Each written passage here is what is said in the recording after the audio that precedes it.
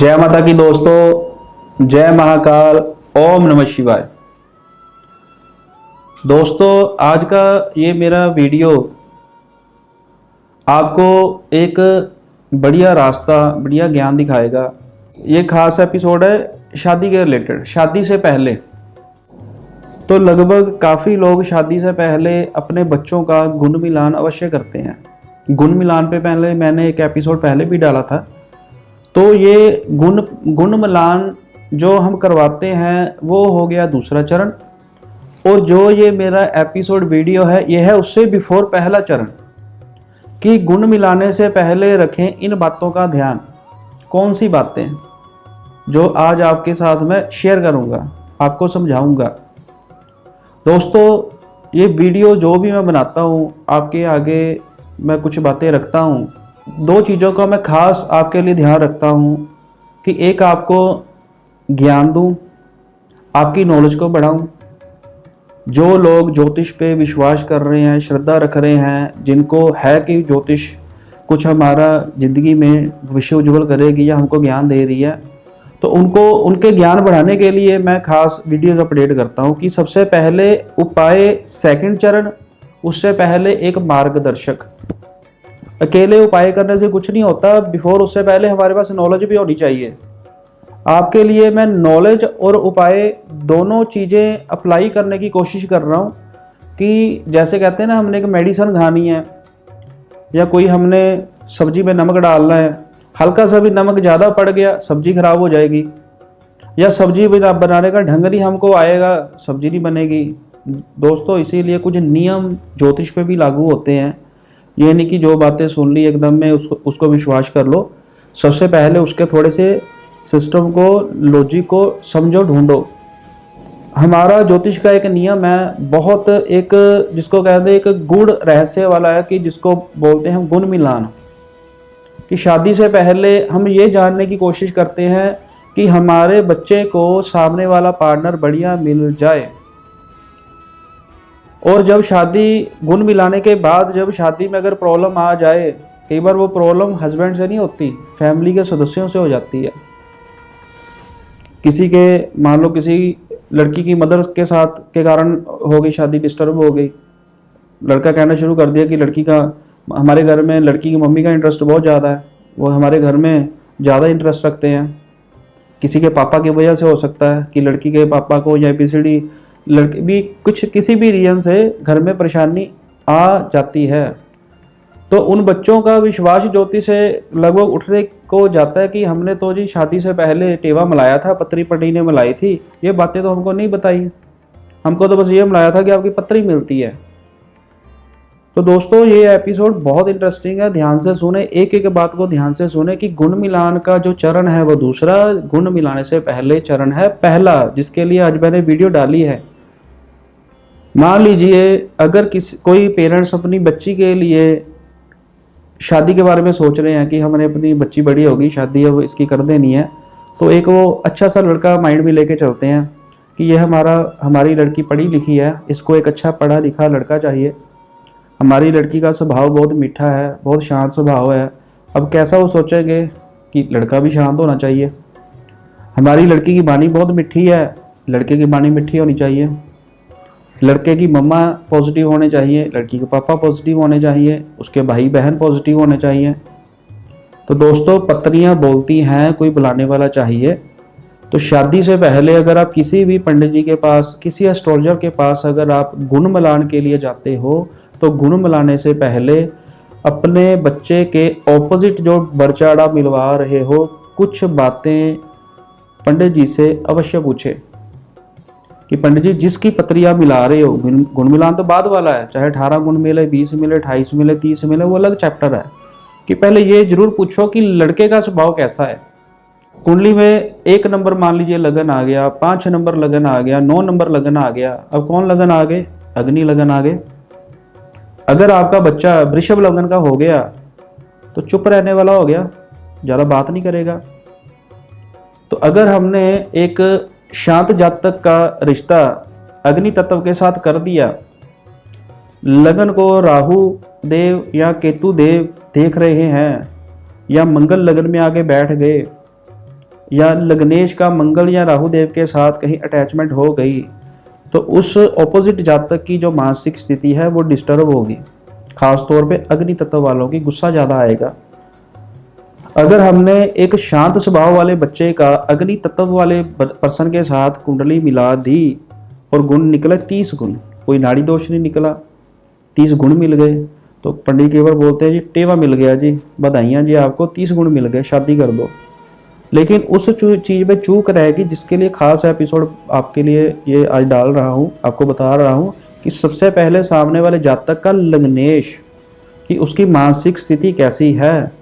अब गुण तो मिल गए, गुण तो लॉजिक कुछ और हो गया। हमारा बच्चा शांत, सामने वाला क्रोधी। अब शादी के बाद क्या होगा? क्लेश होगा, झगड़े होंगे। अब ये तो बातें हमको पता ही नहीं थी। उसके बाद हमारे बच्चे का ऑपोजिट, मान लीजिए लड़की के लिए मैं बात कर रहा था कि लड़के के बारे में हम ऑपोजिट कुंडली मिला रहे हैं, तो लड़के का चौथा घर लड़के की मदर, लड़के का 10वां घर उसके पिताजी, क्या रिजल्ट है उन घरों का? आपकी लड़की के साथ वो राशियां मैच कर रही हैं या मिसमैच हो रही हैं?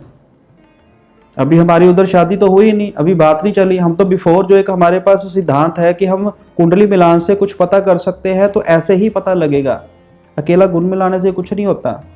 मैं अगर किसी की पत्री मिलाता हूँ तो बिफोर पहले बताने की कोशिश करता हूँ कि भाई आपकी लड़की का ये स्वभाव है, तो सामने वाले जिस लड़के की आप मेरे पास पत्री लेके आए हो उसका स्वभाव ऐसा होगा, उसके मदर की सोच ऐसी होगी, उसके पापा का स्टाइल ऐसा होगा।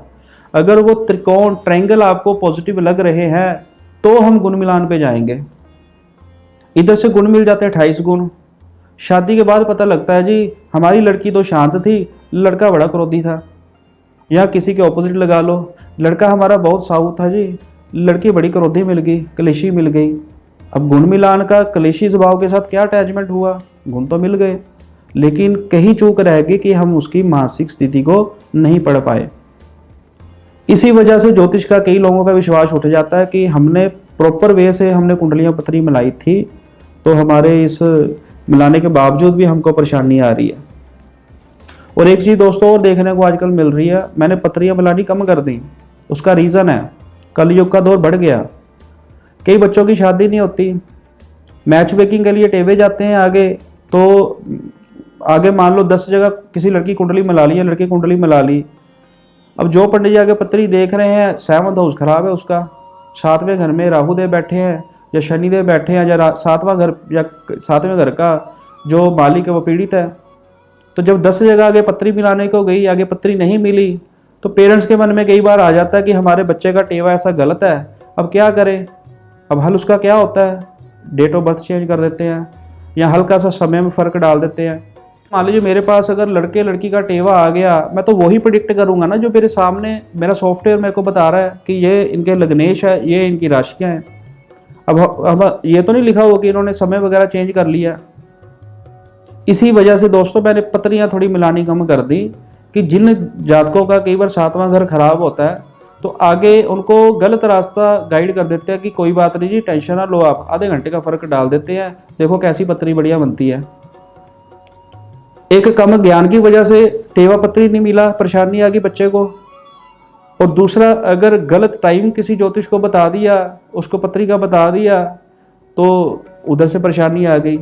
दोस्तों ये जो गुण मिलान वाला चैप्टर बड़ा गंभीर है, इसको बड़ी बारीकी से इसको लेना चाहिए।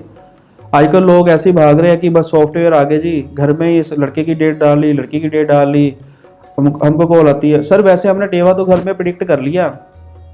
तो एक बार आप भी देख लो, घर बैठे ही टेवा पत्री मिलाना। हम अपने स्टाइल को खुद शॉर्ट कर रहे हैं। भाई बच्चों के जीवन का, भविष्य का सवाल होता है। किसी ज्योतिर्विद के पास जाओ, नॉलेज हो, उसको ज्ञान हो, उसके सामने बैठो, दोनों पत्रियों को खिलवाओ। जिसके लिए आप पूछने गए हो उसके प्रॉपर फैमिली के स्टाइल को आप पूछो कि कैसे पर्सन है। 10-20 मिनट, आधा घंटा लगाओ, दोनों पत्रियों को सवाल रखो पंडित जी के आगे। ये थोड़ी है कि हम घर बैठे हैं तो फ़ोन पे ही पंडित जी को हम पूछ लें, आप सर बता दो पत्री मिल रही है कि नहीं मिल रही। और एक पत्री को 10 जगह पे भी घुमाते हैं, मेरे पास आ गए, किसी और के पास चले गए, और के पास चले गए। 4-5 पंडित जी को पूछ लिया, अब 3 बता रहे मिल रही हैं, 2 बता रहे नहीं मिल रही। हर एक का अपना अपना ज्ञान है। अगर शादी अच्छी चली गई तो पंडित जी को कुछ कहना नहीं, अगर परेशानी आ गई पंडित जी ने आपने टेवा मिलाया था, ये नहीं बताना कि 5 पहले भी मिला चुके हैं। गुण मिलाने से पहले पत्री को अच्छी तरह से पंडित जी के आगे खुलवाएं। जिस जातक का अपने बच्चे का दूसरे बच्चे के साथ मीन्स टेवा मिलवाने की आप कोशिश कर रहे हो, उसके स्टाइल को जरूर पूछें कि बच्चे का स्वभाव कैसा है, उसकी बानी कैसी है, उसके पेरेंट्स का स्वभाव कैसा है, उसके पापा का स्वभाव कैसा है, अगर उसके कोई भाई बहन है उनका स्वभाव कैसा है। कुंडलियाँ बोलती हैं, कुंडलियाँ सारा स्टाइल बताती हैं कि जो बच्चा जिसके लिए आप कुंडली मिला रहे हो क्या प्रभाव होगा उसका। तो अगर आपको सारा कुछ सही लग रहा है तो टेवा मिलेगा। अगर आपको लग रहा है कि वो आगे स्टाइल ही नहीं मिल रहा, लड़के का स्वभाव बड़ा गर्म है, उसके मम्मा की बानी बड़ी गर्म है, पापा किसी की बात नहीं मानते, तो गुण मिलान तो छोड़ दिया हमने।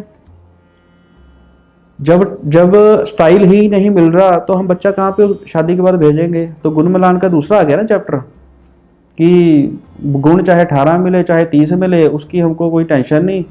तो सबसे पहले तो हमको नेचर ही नहीं बढ़िया लगी सामने वाले की, तो इसी वजह से जो ये कमी रह जाती है कि हम ये चीज़ें किसी को पूछते नहीं, बस सीधा बस सॉफ्टवेयर में दोनों की डिटेल डाली, जो गुण निकले मुंह से बता दिए, तो रिजल्ट फिर शादी के बाद पता लगते हैं। तो टारगेट हमारा गुण मिलान का सिस्टम होता है कि हमने पंडित से मिलाया था। अधूरे ज्ञान की वजह से दोस्तों कई बार नुकसान देखने को मिलता है। बच्चों के भविष्य का सवाल होता है, तो ध्यान रखें, किसी बढ़िया अच्छे ज्योतिर्विद के पास जाके अपने गुण मिलान करवाएं। उनको क्वेश्चन जरूर करें कि जिसके साथ आपका बच्चा शादी करवा रहा है उसका लाइफस्टाइल स्वभाव कैसा है। अगर आपके खुद के बच्चे का स्वभाव गर्म है, मान लीजिए मैंने तो दूसरे की एग्जांपल दी है, 1, 5, 9 लगन वाले की दी है, अगर आपका ही बच्चा वो लगन का हुआ, गुस्से वाला हुआ, फिर क्या करोगे? सामने वाला ठंडा देखोगे ना स्वभाव वाला। अगर हमारा बच्चा शेर है तो सामने तो फिर गऊ ढूंढेंगे ना, तो एक जना तो टिक के रहेगा ना। अगर शेर को सवा शेर मिला दिया, मेष वाले का मेष से या मेष का सिंह वाले से कर दिया, फिर तो जय श्री राम, परेशानी आएगी, चाहे 30 गुण मिलते हो। ठीक है दोस्तों, अकेले उपायों की तरफ ना भागा करो कि बस उपाय फटाफट सुना और फटाफट कर दो। थोड़ा ज्ञान भी साथ में लेके चलो, नॉलेज को आप साथ में इकट्ठा करो। मेरी वीडियोस का या आपके सामने आने के मेन 2 मकसद हैं, आपका ज्ञान बढ़ाना, आपके टिप्स पे नॉलेज लेके आना, और साथ में एक लॉजिकली आपको रेमेडीज अप्लाई करवाना कि आपकी समस्या का हम समाधान कर सकें। ठीक है दोस्तों, बाकी अगर और कोई जानकारी लेनी है आप अपना प्रश्न भी कर सकते हैं, अपनी डिटेल भी आप भेज सकते हैं। अगर इसी एपिसोड के रिलेटेड अगर किसी का कोई प्रश्न है तो आप अपनी प्रॉपर अपनी डेट ऑफ बर्थ भेज के, या किसी के साथ आपने मान लीजिए मैच मेकिंग कर रहे हो तो उसके लगन के बारे में अगर पूछना है तो आप इस वीडियो के नीचे आप अपना कमेंट, उसकी डिटेल आप भेज सकते हो, आपको जरूर उस चीज़ का आपको समाधान मिलेगा। बाकी अपना ध्यान रखें, केयर करें, प्रभु का सिमरन पाठ करते रहें, पूजा पाठ करें, धार्मिक बने, प्रभु पे आस्था रखें। पक्षियों को गर्मियाँ आ गई, जल डालें, पक्षियों को जल पिलाएं, पानी का दान करें और प्रभु का सिमरन करें। मेडिटेशन को कभी ना छोड़ें।